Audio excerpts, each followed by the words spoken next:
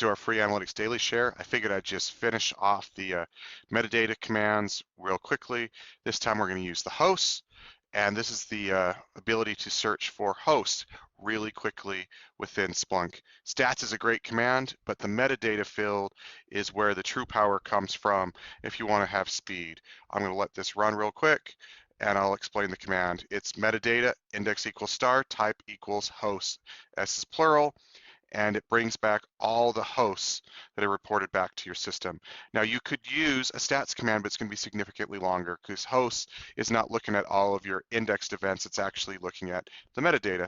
It's a much faster way to identify your sorts, your hosts, and see which ones are reporting, etc., where you're getting your data from. Anyway, I hope this helps you move from being a Splunk ninja, from a lame analyst to a Splunk ninja, and I hope to see you back. Thanks, take care.